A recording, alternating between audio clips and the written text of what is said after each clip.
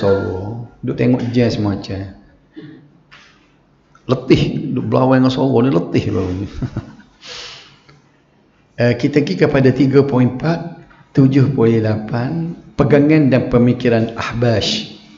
Kita baru bincang satu kumpulan yang menjadi ancaman kepada akidah di negara kita, khususnya dan dunia amnya, ialah pegangan dan aliran Ahbash. Pegangan dan pemikiran golongan Al-Ahbash dapat dirumuskan seperti berikut. Jadi bila kita nak tuduh sesuatu golongan itu sesat ataupun tidak, kena tengok dulu apa pegangan dia. Sebagaimana dialog berlaku baru ni, pada hari Sabtu saya sebut, Cikgu Mahzari pun dia post selalu dialog 5 jam lebih di antara ARG dengan Ustaz Salman Ali mengenai dengan Wahabi. Jadi kesimpulan yang dapatnya, dia tak boleh nak itemize, dia tak boleh nak senarakan. Gapo dia Wahabi tu? Siapa aku tak jumpa pasud tu? Dia duk sebut Wahabi tu. Gapo dia? Dia pun tak boleh royak. Bila sandar pada Muhammad bin Abdul Wahab, Ustaz Salman pun sebut pegangan dia dengan kitab dia. Dia tidak boleh bahari duk royak benda lain, orang Wahabi gini, Wahabi. Jadi sekarang ni yang dikatakan bahawa Wahabi itu sesat, dia tak boleh senara mana sesatnya. Jadi kesimpulan kita tengoknya, asalkan orang tu buat amalan tak serupa dengan amalan tradisi orang tua zaman dulu, Wahabi selalu. Situ je kesimpulannya. Ke mana? Ya, betul. Adapun Al-Ahbash kita nak tengok. Macam Syiah baru ni, kita tengoklah mana ciri dia. Memang nyata sesat kan. Al-Ahbash mana dia? Mendakwa mazhab Syafi'i. Dia di dua benda. Dia kata dia ni Asy'ariyah dan dia mazhab Syafi'i. Sedangkan tokoh dia Ibnu Tuman, dia memerangi Asy'ariyah mutaqaddimin. Asy'ariyah ni ada dua. Yang mengaku bermazhab Abul Hasan Al-Asy'ari ni ada dua. Satunya dia panggil mutaqaddimin, hok asal pakai buku Abul Hasan Asy'ari bulat-bulat. Dan satu lagi mutaakhirin. Hok mutaakhirin ni hok di abad yang ke-9 ni. Abad yang ke-10 ni. Mari hok sifat 20 ilmu kalam secara fanatik. Ibnu Tuman ni, dia bukan setakat dia memerangi golongan salaf, dia juga memerangi dan membunuh Asy'ariyah mutaqaddimin. Tengok fanatiknya dia. Okey. Jadi dia Ahbash ni dia mengaku dia Asy'ariyah. Yang ni kita kena ingat balik lah. Kita perbincang dengan dulu gapo Asy'ariyah, gapo Maturidiyah. Ingat lagi ke tak ni? Hari ni tak apa ramai hari ni. Asy'ariyah dengan Maturidiyah ni kena ingat. Pasal kita nak sebut sini, Al-Ahbash ni dia declare diri dia akidah Asy'ariyah dan fiqhnya mazhab Syafi'i. Tapi sebenarnya dia tidak tahu betul-betul Asy'ariyah dan dia tidak ikut betul-betul Syafi'i. Kadang-kadang pegangan itu bercanggah dengan mazhab Imam Syafi'i sendiri. Al-Habashi beriktiqad bahawa malaikat Jibril AS yang mengatur lafaz Al-Quran dan bukannya Allah Subhanahu Wa Taala. Ni dia panggil kalam majaz, kalam iktibari. Inilah jadi pertikaian ni. Sebabnya Asy'ariyah mutaakhiri ni, fanatik ni, bukan mutaqaddim ni. Sebab tu kalau kita baca dalam kitab-kitab sifat 20 pun, dia kata lafaz Al-Quran itu bukan lafaz Allah. Qul huwallahu ahad, itu bukan lafaz Allah, dia kata. Allah ni sebab tidak bersuara, tidak berhuruf. Tapi bunyi kul huwallahu ahad ni dia panggil lapas iktibari. Lapas untuk manusia boleh baca. Hak duk Tuhan lain, hak duk kita lain. Ini ditentang oleh golongan salaf. Golongan salaf ataupun asari. Dua ada istilah. Salaf maknanya golongan dulu, golongan awal. Asar ialah mengikut Rasulullah dan sahabat. Dia panggil asar. Kalau orang tanya kita awak akidah apa, tak usah sebut salafi, kita kata asari. Eja kod Melayu kod ulumnya ATHARI, asari. Asar. Jadi berbeza tentang pahami Al-Quran akidah asari dengan Asy'ariyah mutaakhirin. Faham ke maksud saya ni? Dia kata bukan lapah Tuhan tu. Alhamdulillahi Rabbil Alamin. Sebab kita kata Quran kalamullah. Allah ni bersifat kalam. Kalam dia ialah Al-Quran. Tapi dia kata bismillah bukan kalam Allah. Situ beratnya. Sebab Allah dia tidak seperti manusia. Yang disebut bismillah itu dia panggil lapas iktibar. Haji dengar tadi tak perbincangan ni. Baik. Ya sebenarnya kalau lagu tu dia sama dengan hadis kursi. Kalau kita berjalan ke sana. Ya serupa. Ya, dia sama hadis kursi juga hadis kursi pun daripada maksudnya pada Tuhan. Tapi lapas kami. Ya, betul. Jadi dia jadi serupa dengan hadis kursi. Ya, dia bagi dia serupa. Jadi Al-Habashi ni i'tiqad dia malaikat Jibril alaihissalam yang mengatur lapas Al-Quran. Jadi malaikat ni dia ni la ya'sunallah wa yaf'alu ma yu'maru. Ni sifat malaikat. Dia tidak akan deraka kepada Tuhan dan dia akan buat apa saja ya Tuhan suruh. Tiba-tiba sini malaikat ni pandai-pandai pula. Lagu mana bila Tuhan sapa wahyu ke dia, aku nak tukar supaya manusia boleh faham. Ini bukan kerja malaikat. Malaikat ni la ya'sunallah. Dia tidak akan bantah satu huruf pun daripada perintah Allah Subhanahu wa taala. Baik. Yang ketiga, apa yang ketiga dah saat ni dua betul lah. Berfahaman Murji'ah dalam soal keimanan. Apa dia Murji'ah? Iaitu dengan memisahkan amalan dengan keimanan. Ni. Fahami Murji'ah ni, amalan kita tidak menjejaskan iman. Iman tidak boleh berkurang dan tidak boleh bertambah dengan amalan. Itu intikad dia. Yang keempat, terpengaruh dengan pegangan Jabariyah dalam Al-Qadha wal Qadar. Dia ada terpengaruh dengan Jabariyah. Apa dia Jabariyah ni? Jabariyah ni dikira kita tak ada kuasa langsung. Tak ada ikhtiari. Tak ada ikhtiar. Kalaulah sekiranya kita tu buat sesuatu dosa, tak boleh salah kita. Sebab Allah yang menggerakkan kaki tangan kita. Kita gecuri dia kata. Apa yang kita boleh gecuri? Sebab kita boleh jalan lagi. Siapa yang kuasa kita berjalan? Allah. Siapa yang kuasa kita ambil? Allah. Siapa yang fikiran untuk terlintas nak ambil barang orang? Allah. Maka kita tak salah. Itu Jabariyah. Yang kelima, menggalakkan supaya berdoa memohon hajat dengan kubur. Ini jadi istighatsah. Sebab itulah di Yamen ni dia suka benar ni benda-benda gini. Ahbash dan kumpulan pengan. Kalau saya tidak sebut siapa dia pun nampak tak. Macam nombor 5 ni ada satu usaha semula nak menghidupkan kubur-kubur, nak menghias kubur, cari kubur. Naik Gunung Jerai baru ni kan, nak cari kubur Tok Wali ke apa. Dia sebenarnya untuk menghabiskan usaha, tenaga dan wang ringgit. Dari Islam kita 3 tempat aja. La tushaddur rihal. Nabi kata janganlah kamu susah payah habis harta kecuali 3 tempat. Masjidil Haram, Masjidil Nabawi, Masjidil Aqsa. Habis piti gada tanah boleh pergi.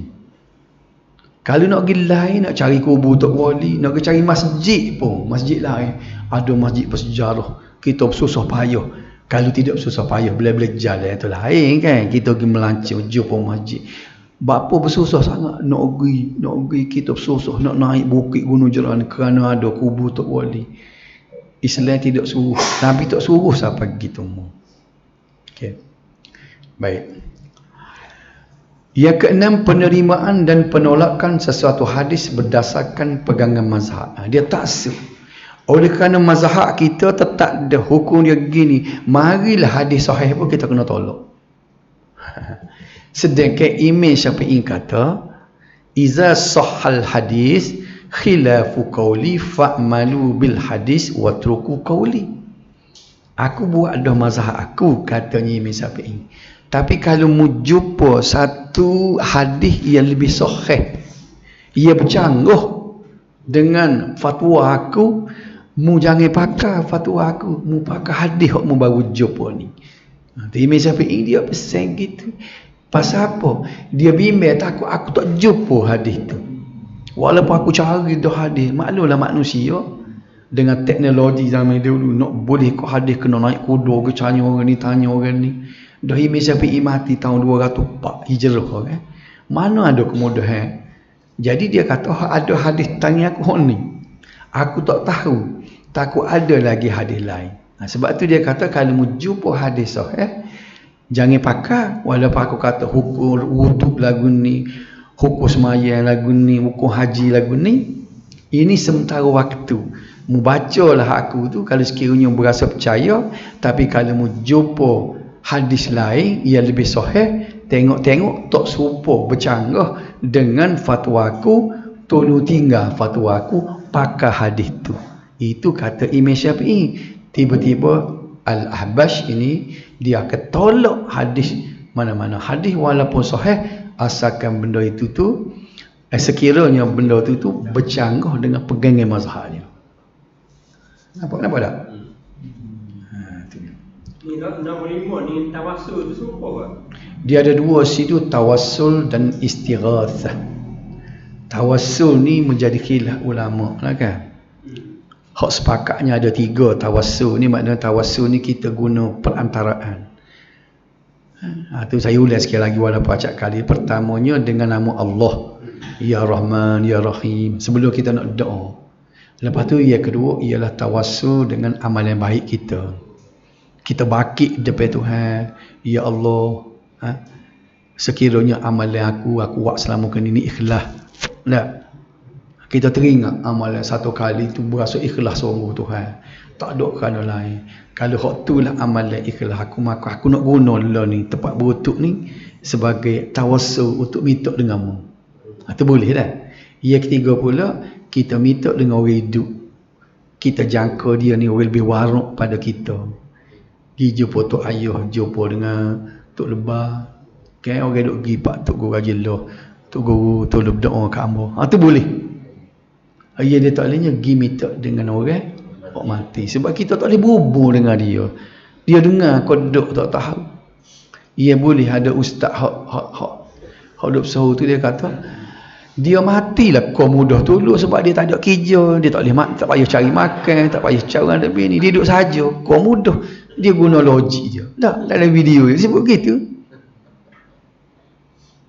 Tak ada apa. Jadi payah dia. Tapi bertawassul dengan Nabi Muhammad tak apa. Hak ni khilaf. Wa tawassalu bi nabiyyika tu ada. Tu jadi khilaf ulama. Hak royak sana hak sepakat. Ada pun istighasah ni hak tak bolehnya. Istighasah tu minta tolong betul. Bukan guna tawassul dak. Di kubur macam Hisham Kabbani yang saya sebut dalam video dulu, dia tepuk kubur Abdul Qadir Jailani. Ya Syekh Abdul Qadir Jailani, Arisni, istighasah lah Arisni tu. Tolong aku. Hak tu tidak tawassul tu istighasah. Istighasah tu minta tolong dengan dia betul. Tolong aku. Baiklah. Tapi kalau kita semaya minta tolong Nabi, syafaat Nabi, Hok minta syafaat Nabi, hok tu tak ada masalah. Hok tu memang tu. bukan bagi kita masuk rumah itu. Hok mananya? Kalau kita minta tolong Nabi, syafaat Nabi. Hok tu minta doa. Oh tu kita minta ya Allah berilah syafaat Nabi-Mu dah. Hok tu kita minta doa tu. Supaya aku mendapat syafaat Nabi-Mu. Dan pula kalau kita kubur dia di Madinah tu mari kita panggil tawasul juga. Kita beri salam ke dia tu. Assalamualaikum ya Nabi. Hak tu jadi khilaf ulama lah kita minta tu. Tapi sebenarnya melalui amalan-amalan dia pun sudah boleh menjadi syafaat. Sebab banyak hadis-hadis dia kata siapa dia nak syafaat aku buat gini, siapa nak syafaat aku buat gini. Itu dah. Habis itu dah. Nombor 7, mencerca sebahagian para sahabat Nabi sallallahu alaihi wasallam, khususnya Muawiyah radhiyallahu anhu, Aisyah radhiyallahu anha, Khalid ibn al-Walid dan lain-lain. Mencerca sahabat ni masuk dalam 70 dosa besar. Imam Zahabi buat ada dalam kitab dia. Tidak boleh mengaitkan perbuatan Allah Subhanahu wa taala dengan hikmah. Kerana apa tu? Ada hikmah, kita sebut sama kan? Apa benda ni jadi gini? Ada hikmah yang kita tak tahu, Allah saja yang tahu. Dia tak boleh sebut dia. Tak tahu apa tu. Yang ke-9, mengkafirkan ulama yang tidak sealiran dengannya. Ni mengkafirkan. Kan sebut kan saya tunjuk video baru ni. Syiah saja jah kafir, Wahabi tak kafir ke? Mengkafir tak tu? Berat tu kafir kat orang. Yang ke-10, menolak pembahagian tauhid kepada 3 jenis, iaitu ar-rububiyah, al-uluhiyah dan al-asma was-sifat, dan menganggapnya adalah bid'ah. Dia tak terima ni. Kita duk belajar baru. Yang ke-11, mengagungkan pelampau tasawuf seperti Ibnu Arabi. Ni ada 2 sini dah. Ibnu Arabi dengan Ibnu Al-A'rabi. Ibnu Al-A'rabi itu dia ulama pakar bahasa. Hak tu boleh pegang tu. Ibnu Arabi ini ialah dia panggil tasawuf batiniah yang menyeleweng. Ni Ibnu Arabi banyak dikritikkan oleh Imam Ghazali kan ni, Ibnu Arabi ni, dan mengajak untuk mengikut tarekat Naqsyabandiyah dan Rifa'iyah. Puak dia lah ni baru ni. Boleh nampak tak siapa dia? Golongan Ahbash. Kumpulan dia duduk berjuang ni. Kebetulan dia ni duduk di dalam majlis fatwa beberapa buah negeri. Di Selangor dia ada, Negeri Sembilan dia ada. Sebab tu 2 buah negeri ni keputusan JAKIM dulu, Naqsyabandiyah adalah tarekat yang sesat, jadi halal semula. Kerana dia ada 2 orang ni duduk, dia boleh mempengaruhi ahli majlis fatwa dia tu. Jadi dia kata boleh mengamalkan Naqsyabandiyah selagi tidak bercanggah dengan dia kait juga. Okey. Naqsyabandiyah ni diasaskan oleh Nazim Al-Haqqani. Saya dengar dalam video dia. Dia mengaku dia sendiri. Dalam bahasa Arab masa tu. Dia kecek dekat dia nak mati, dia duduk di katil dah. Dia sebut Tuhan beri ke dia boleh memaki orang 40 kali sehari. Memang mana ni? Walaupun dia kata maki orang, marah kat orang, mengupak orang ni dosa, tapi oleh kerana makam dia tinggi, Tuhan beri permit ke dia boleh memaki sekat 40 lah. Kalau 41 tu dosa dah lah. Boleh sekat 40 kali sehari. Gak mari mana ajaran ni? Tu dia sebut sendiri tu, bukan kata dia sebut sendiri. Saya dengar sendiri tu. Allah, ia pengikut dia tu budak cerdik. Bila dia tu kata saya boleh maki orang 40 kali sehari. Allah, keramatnya untuk guru gitu. Tidak kata Allah belawuknya untuk guru gitu. Dia nampak lagu tu. Nak kata mana? Tapi saya pun heran, boleh terima setara ni boleh. Yang ke-12, Al-Habashi juga banyak mengeluarkan fatwa-fatwa yang ganjil dan menggunakan helah. Habislah situ. Jadi fatwa ulama terhadap Al-Habash, ramai ulama yang mengeluarkan fatwa tentang kesesatan golongan ini dan bala perpecahan yang dicetuskan oleh mereka, sama ada secara lisan atau bertulis. Fatwa Dr. Yusuf Al-Qaradawi yang menganggap golongan ini sebagai pemecah belah perpaduan orang Islam. Profesor Dr. Wahbah Az-Zuhaili, ni ulama yang baru mati. Yusuf Qaradawi mati baru ni, baru dah. Tahun lepas aku tahu ni, tahun ni lah. Tahun lepas. 2015 masih ini. Fatwa bahawa Al-Habash adalah golongan sesat dan menyesatkan. Justru umat Islam wajib menjauhi, berwaspada dengan mereka. Syekh Syu'aib Al-Arnaud juga ni ulama pakar hadis mutakhir dia ni, juga menyifatkan mereka sebagai kumpulan pencetus kekacauan dan fitnah.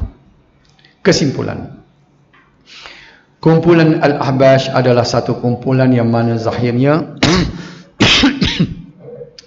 mereka menampakkan keislaman, namun batinnya cuba memusnahkan ajaran Islam yang suci ini. Kita sebut saja ni, tak ada pun kita nak Ahbash ni dah. Cuma takut terpengaruh dengan ustaz dia.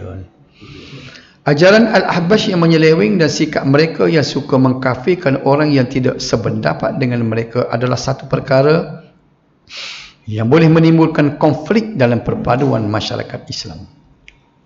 Apatah lagi sikap buruk yang suka memfitnah dan memburuk-burukkan sesiapa sahaja yang cenderung kepada Syekhul Islam Ibn Taymiyah dan Muhammad Ibn Abdul Wahhab. Ini boleh memburukkan lagi keadaan. Ni. Dia elegik benar. Dengar Ibn Taymiyah elegik benar. Muhammad bin Abdul Wahhab tak apalah hak ke dia. Ibn Taymiyah ni ulama dulu pada Imam Suyuti lagi ni. 700. Kalau nak tolak Ibn Taymiyah ni kan, sebanyak buku-buku tafsir, banyak rujuk ke dia lah ni. Mana nota kaki tengok Ibn Taymiyah saja. Pergi di mana-mana. Dan Ibn Taymiyah ni dulu mana dia taubat dalam masjid di Basrah tahun masa hak mana hak tu Abu Hasan Sy'ari tu.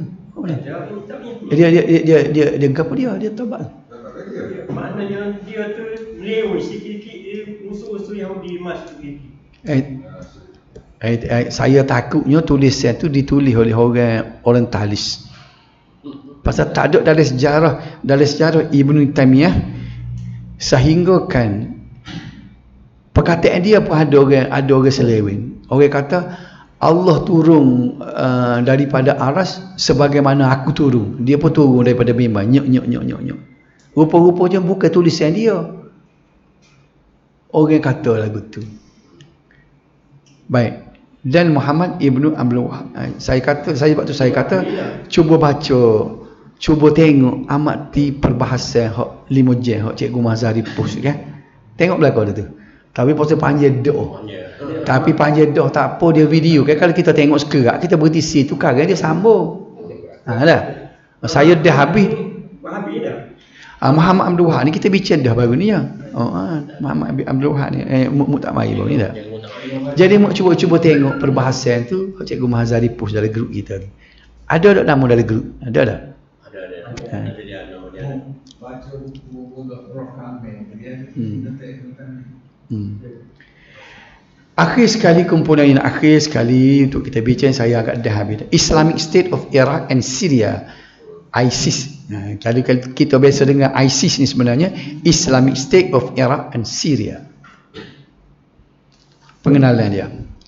Hak ni jadi keganasan. Bukan masalah akidah ni, keganasan dia. Radikal. Keganasan global telah mengalami perubahan besar-besaran dalam kebangkitan kumpulan pengganas baru. Sama ada ia agenda Yahudi, salah faham terhadap konsep jihad atau konspirasi negara-negara barat, kita masih belum pasti. Sebab tu ada orang tuduh bahawa kumpulan Islam ni adalah tajaan daripada Yahudi dan barat untuk memburukkan Islam supaya wajah Islam dilihat sebagai wajah militan. Nampak tak? Boneka. Dia upuh gi buat gotu, gi bom gotu, gi buat sini. Supaya gambaran dunia melihat bahawa inilah gambaran orang Islam. Okay. Sejak tahun 2011 Arab Spring dan perang saudara Syria telah memberikan nafas baru kepada militan jihad dan melahirkan gelombang yang tidak pernah berlaku sebelum ini dalam konteks paradigma latihan pengganas muda generasi pasca 9, dia panggil 9 November. Tajaan sebenarnya tajaan barat. Kini kumpulan militan terkenal digelar sebagai ISIS. ISIS adalah singkatan Islamic State of Iraq and Syria dan dalam bahasa Arab ialah Daulatul Islamiyyati fil Iraq wa Syam dengan singkatan Daesh. Raja dengar ada Daesh. Daesh ko Arab dia ringkah bagi Daulatul Islamiyyah fil Iraq wa Syam. Daesh. ISIS pula Islamic State of Iraq and Syria.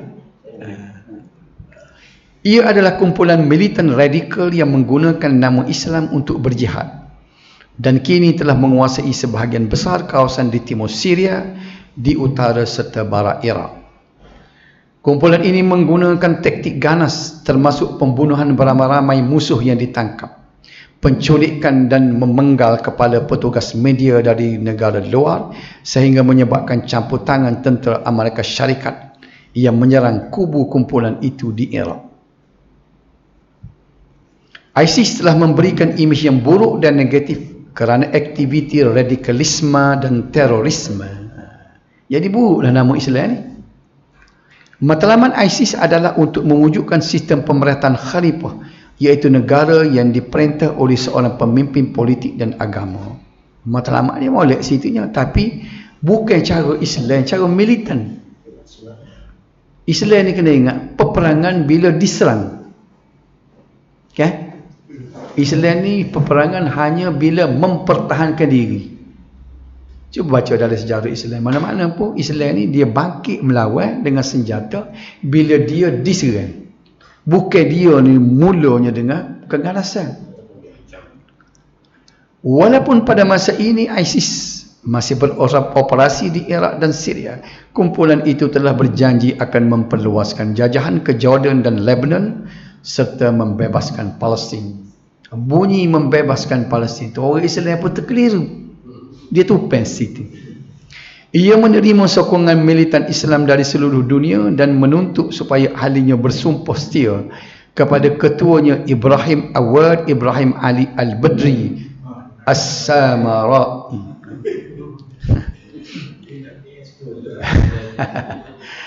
Dia lahir 1971 atau lebih dikenali sebagai Abu Bakar Al-Baghdadi. Sejarah kemunculan dan perkembangan. Kumpulan ISIS terdiri daripada pelbagai kumpulan pejuang termasuklah oleh pertubuhan sebelumnya iaitu Majlis Syura Mujahidin, Al-Qaeda, Jaishul Fatihin, Jundus Sahabah, Tentera Mazhab Mansura dan lain-lain. Ini nama dia. Sejarah kemunculan dan perkembangan ISIS dapat dirumuskan seperti jadual berikut. Dia ada jadual ni. Tahun 1999 ditubuhkan oleh Abu Mus'ab Az-Zarqawi. Tahun 2000 dia mati tahun 2000 ni. Seorang warga Jordan dengan nama Jama'atut Tauhid wal Jihad, organisasi jihad dan tauhid.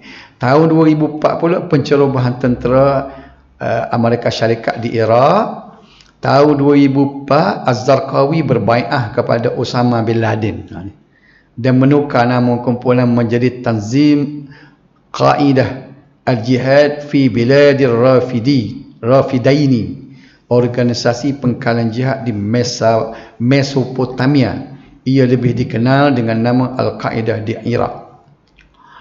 Kemudian tahun 2000 AQI ini bergabung dengan sejumlah kelompok pemberontak Iraq dan membentuk Dewan Syura Mujahidin. 2000 ni bulan Jun tu Az-Zarqawi terbunuh. Tahun 2006 12 Oktober tu Dewan Syura Mujahidin bergabung dengan beberapa kumpulan pemberontak dan mengumumkan pembentukan Ad-Daulatul Iraq Al-Islamiyah, negara Islam Iraq. Gabungan ini dipimpin oleh Abu Abdullah Al-Rashid Al-Baghdadi dan Abu Ayyub Masri. Kemudian tahun 2010 tu, bulan April, dua kumpulan NIQ terbunuh dalam operasi serangan daripada Amerika Syarikat dan kerajaan Iraq. Abu Bakar Al-Baghdadi dilantik sebagai pemimpin baru.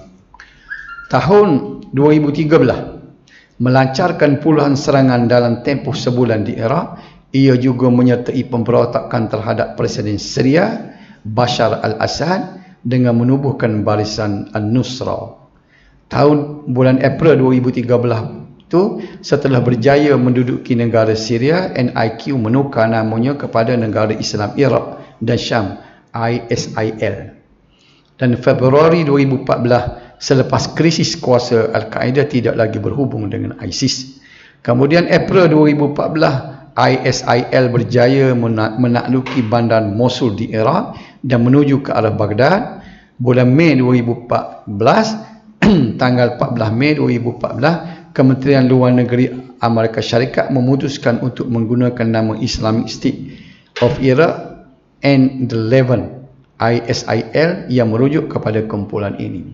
Kemudian bulan Julai 2014 tu, kumpulan ini menukar namanya kepada Daulatul Islamiyah atau Negara Islam, Islamic State. Dan akhir tahun 2014, Amerika Syarikat mula menggunakan nama Daesh seperti yang digunakan oleh negara Arab. Dia pun guna nama Arab juga. Sehingga kini kumpulan ini semakin kuat dan melebarkan pengaruh ke selatan dunia seperti Yaman, Libya, Jordan di Eropah dan termasuk Malaysia. Ada juga di Malaysia ni. Pada masa yang sama, pelbagai usaha telah dilakukan untuk menentang kemarahan dan pengaruh kumpulan militan ISIS. Sama ada dengan tindakan ketenteraan seperti yang dilakukan oleh Amerika Syarikat, Rusia, tentera Syria dan Iraq, atau dengan melakukan penangkapan individu yang dianggap terlibat atau terpengaruh dengan ideologi ISIS seperti yang dilakukan oleh kerajaan Malaysia. 4.3 kita tengok ideologi ISIS di mana dia. Kumpulan militan ISIS adalah kelompok Muslim yang bersikap pelampau dan menyalahi lunas peraturan dan watak Islam sebenarnya. Kita tidak bincang dari segi akidah dia ni, sebab kita tak tahu lagu mana dia. Cuma yang jadi masalah, dia memberi gambaran buruk kepada Islam. Itu saja. Militan dia. Kelainan dan percangan itu dapat dilihat daripada beberapa aspek signifikan, iaitu nombor satu, matlamat utama untuk menegakkan negara Islam yang menggunakan sistem pemerintahan secara khilafah. Tak ada masalah ni dah. Setiap Muslim di dunia diwajibkan memberi taat setia kepada khalifah yang dilantik. Tak ada masalah. Ini memang. Yang kedua ni, eksklusivisme keagamaan dengan idea takfirisme. Ni yang tak boleh ni. Dia fanatik, dia mengkafirkan kumpulan lain. Kumpulan ini bersedia mengkafirkan dan bermusuh dengan sesiapa yang berlainan fahaman dengan mereka walaupun dia seorang Muslim. Sini dah rusak segi akidah dia ni. Radikalisme dan terorisme, ideologi selain daripada mereka adalah salah dan perlu diperangi. ISIS menyokong prinsip perluasan wilayah dan penyerapan kuasa politik mereka dengan apa cara sekalipun. Dalam sejarah Islam, kumpulan yang berfikiran sedemikian dikenali sebagai Khawarij. Istilah Khawarij ini keluar daripada kumpulan Islam, dipanggil Khawarij lah. Mereka muncul kerana faktor politik pada asalnya dan menjustifikasikan tindakan keganasan mereka dengan mengaitkannya dengan agama, khususnya perbahasan akidah. 4.4 Penyebaran dan pengaruh. Saya tak payah bincang banyak dak benda pasal benda ni, dia tidak payah ni. Sejarah. Sehingga kini kumpulan militan ISIS dilihat mampu mempunyai kekuatan dan mampu memberikan ancaman kepada masyarakat antarabangsa, sama ada bukan Islam atau orang Islam yang tidak sealiran dengan mereka. Sudut kekuatan dan pengaruh dapat dilihat pada beberapa aspek. Nombor satu, keluasan jajahan taklukan yang merangkumi dua negara iaitu Iraq dan Syria. Situ tupuan dia. Sebab tu sampai hari ni Iraq dengan Syria tak cakap selesai dah. Tak ambil situ. Sokongan sosial, iaitu kawasan taklukan ISIS mempunyai jumlah penduduk yang ramai. ISIS dianggap berjaya melaksanakan undang-undang Islam di kawasan berkenaan. Mereka juga mendapat sokongan daripada ketua-ketua kabilah di kawasan berkenaan. Yang ketiga, dipercayai kumpulan militan ISIS mempunyai puluhan ribu tentera, sama ada daripada penduduk Iraq dan Syria atau negara-negara luar. Yang keempat, kekuatan mereka juga dilihat dari aspek persenjataan dan memiliki senjata moden. Yang kelima, sokongan ekonomi menerusi sumbangan orang perseorangan, penjualan barang-barang peninggalan sejarah dan minyak di pasaran gelap, dan hasil rampasan menjadikan ISIS memiliki aset dan keuangan yang besar dan terkaya di dunia. Oh, hebat dia. Kaya dia ni. Yang keenam, kepakaran anggotanya menggunakan media elektronik dan percetakan dalam penyebaran propaganda. Penipada juga mereka ni lah. Masyarakat antarabangsa khususnya agensi keselamatan dan perisikan mula menyuarakan kebimbangan berhubung ancaman kumpulan militan IS terhadap rantau Timur Tengah dan global. Ini ekoran kejayaan IS menawan beberapa wilayah di Iraq dan Syria serta mempertingkatkan usaha menarik rekrut baru dalam kalangan umat Islam seluruh dunia. Dunia resah dengan tindakan kejam kumpulan IS ke atas musuh mereka, sama ada daripada kalangan bukan Islam ataupun orang Islam sendiri yang dilihat tidak menyokong perjuangan mereka ataupun pihak yang didakwa mereka sudah sesat. Antara contoh keganasan dan kekejaman yang dilakukan oleh ISIS ialah yang pertama, pembunuhan wartawan Jepun Kenji Goto. Ni tak ada dalam kedah ni wartawan yang boleh bunuh. Ia dipancung kepala pada Januari 2015. Orang Arab dia mudah kira tak kena pacung selalu. Pembunuhan juruterbang warga Jordan dengan mengurung dan membakarnya hidup-hidup tahun 2015. Kita tengok pula ISIS di Malaysia. Kerajaan Malaysia mengambil langkah berjaga-jaga dan tegah dalam memastikan rakyat negara ini tidak terpengaruh, lebih-lebih lagi terlibat dengan sebarang pahaman atau aktiviti ekstremisme. Kerajaan telah menggubal rang undang-undang kesalahan keselamatan langkah-langkah khas 2012 lebih dikenali sebagai SOSMA. Kita aja dengar ni dah. Memperuntukkan langkah-langkah khas berhubung dengan kesalahan keselamatan. Tujuannya untuk mengekalkan ketenteraan awam, keselamatan dan bagi perkara-perkara yang berkaitan dengannya. SOSMA digubal untuk membendung aktiviti seseorang atau kumpulan yang mahu mengguling atau melemahkan negara. Apatah lagi dunia hari ini berhadapan dengan ancaman-ancaman baru yang merentas sempadan.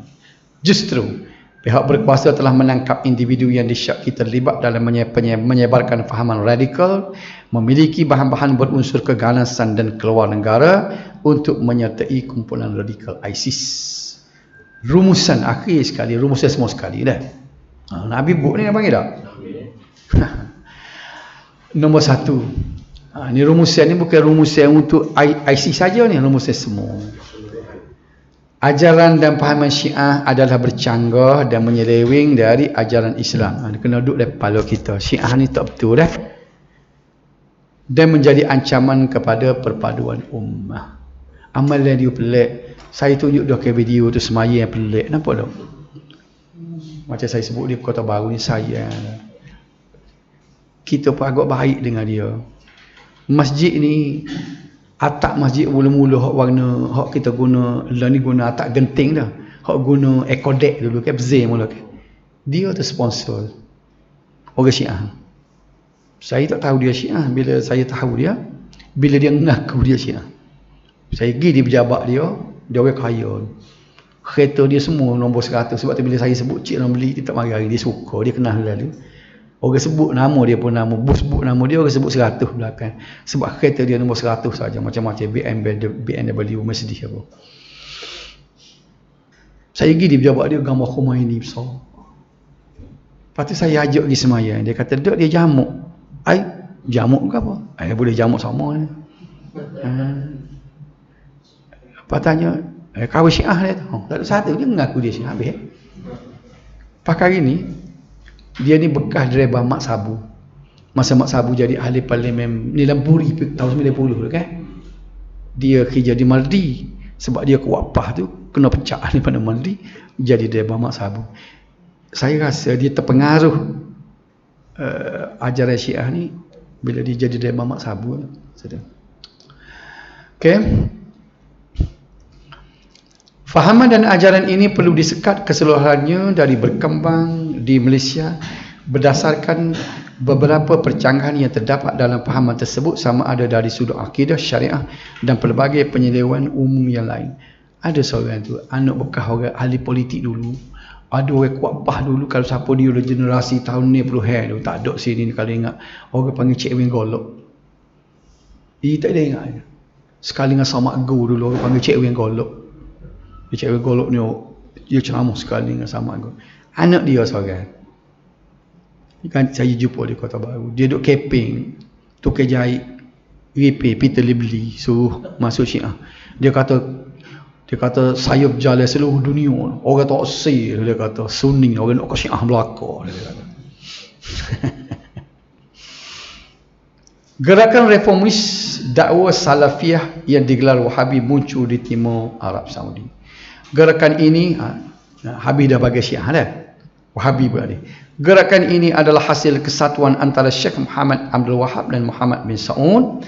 Matlamat utama mereka adalah menyebarkan tauhid dan membasmi segala aktiviti dan simbol kesyirikan pada masa tersebut. Inilah titik perbalahan dengan orang ni. Dia mengajak kepada tauhid, dalam masa yang sama dia memerangi syirik, khurafat dan bid'ah. Itu yang jadi balah dengan orangnya. Sedangkan benda ni orang saya puja kubur. Kalau pergi di Indonesia kalau dia tabur bunga tak kubur. Bila orang gila kan? Wahabi. Dia ketuju situ. Dia tidak tanya hak muak tu betul ke tak. Di Indonesia beratlah ni. Saya tengok dalam video. Kubur-kubur ulama-ulama. Dia tunjuk apa dia? Dia pergi puja kubur. Lepas tu ada saya tengok dalam video kan siapa dia tengok. Dia gigak orang yang tak pakai baju. Buat masuk masjid dia isap rokok. Anggap tu wali pakai kecil tangan. Letak atas masjid, letak atas mimbar dia. Orang ni kerja buat salam. Tu wali. Pakai hormat ke dia. Lepas tu habis rokok wisau. Isap rokok atas masjid tu satu masalah dah. Habis dia isap. Kalau lah jumpa tu wali duduk zikir ke apa. Ni tak pakai baju. Sebab itulah kita duduk kecek dengan saing kita. Dia kata kalau nak tahu orang ni makan tinggi tu dia pelik pada orang, tak pakai baju dah. Pak Mandi buat ada tu, siapa dia sebut kan? Dia kata kalau nak tahu Tok Wali ni, dia kata dia ni orang yang jadi kita kata. Lepas tu saya tanya nak kenal mana Tok Wali, dia pelik pada orang. Gapo dia pelik pada orang, tanya dia, tak pakai baju. Lepas tu kata boleh kau tak pakai baju. Dia sedar bila saya tanya boleh ke tak pakai baju. Dia tak pakai baju, dia kata dalam keluarga dia, atas rumah dia tak pakai baju. Kata kalau atas rumah dia kawan pun tak pakai baju.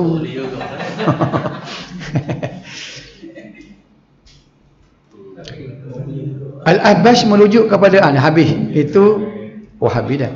Al-Ahbash merujuk kepada kumpulan yang dipimpin oleh Abdullah Al-Harari Al-Habashi. Ini kesimpulan ni, nak ingat balik. Kumpulan ini bergerak aktif di Lebanon menggunakan nama Darul Masyari'. Terdapat beberapa pandangan ekstrim dalam perbahasan akidah dan fatwa-fatwa ganjil dalam perbincangan fiqh. Para ulama telah memfatwakan bahawa kumpulan ini adalah sesat dan membawa perpecahan kepada umat Islam. Akhir sekali ialah ISIS atau Daesh merujuk kepada kumpulan militan terorisme dan radikal yang muncul pada awal tahun 2010 di Iraq. Setelah berlaku perang di Syria, kumpulan ini mengambil kesempatan di atas pergolakan dan perang saudara di kawasan berkenaan untuk melebarkan pengaruh. Mereka mendapat tentangan daripada masyarakat antarabangsa, sama ada daripada kalangan umat Islam dan lain-lain. Habislah di situ.